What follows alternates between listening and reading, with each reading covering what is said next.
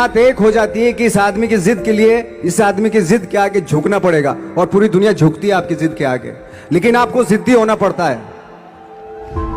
आपको बहुत सारे सेक्रीफाइस भी करने पड़ते हैं, क्योंकि ये आपने चाहा है। परीक्षा देनी पड़ती है आपको, जितना बड़ा इम्तिहान होगा उतनी बड़ी परीक्षा भी देनी पड़ेगी। आसान काम नहीं है। छोटे छोटे टारगेट बनाएंगे तो छोटों में निपटारा हो जाएगा। हमेशा अपने आप को टारगेट बढ़ा दो,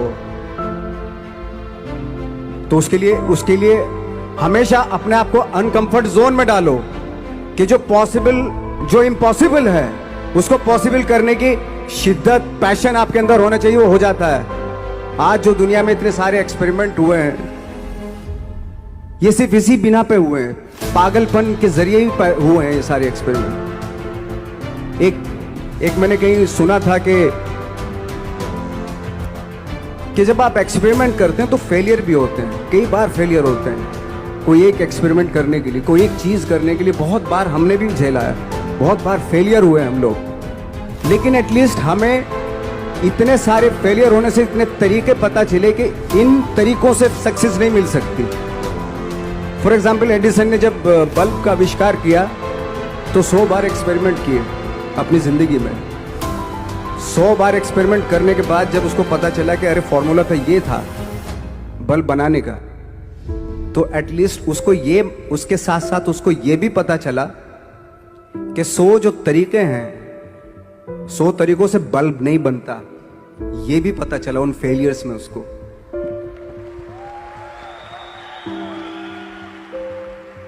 जब हम लोग मुंबई आए तो हमें मालूम था हमारे पास पर्सनैलिटी नहीं है, हमारे पास बैक नहीं है, या हमारे फादर, दादा, परदादा तो फिल्म इंडस्ट्री में है नहीं, हम ही हैं, तो हमें क्या करना चाहिए।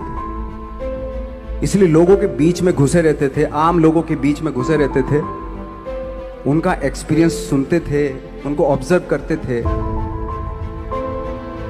तो आई थिंक मेरे पास 15 साल तक, 10-12 साल तक कोई काम नहीं था।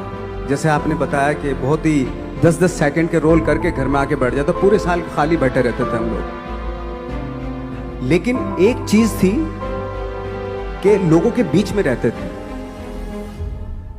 लोगों के बीच में रहने से ये एहसास हुआ हमें कि तरह तरह के लोग हैं, लेकिन हमारी इंडस्ट्री में सिर्फ एक ही तरह की एक्टिंग होती है। हजारों करोड़ों लोग हैं इस दुनिया में, लेकिन एक्टिंग सिर्फ एक ही तरीके से होती है हमारे यहाँ। तो मुझे लगा यार, ये मैं तो ट्रेन भी हूँ, मुझसे अपनी आर्ट भी आती है, और हजारों लोगों को मैं ऑब्जर्व भी कर रहा हूँ, तो ये तो सबसे अच्छा सूत्र है। इससे तो मैं बहुत कुछ कर जाऊंगा। तो जब ये सूत्र पता चला मुझे कि अब मैं ये जो हजारों लोगों को मैंने ऑब्जर्व किया है, अब जब भी मुझे कोई रोल मिलेगा उन्हीं में से वो एक इंसान होगा।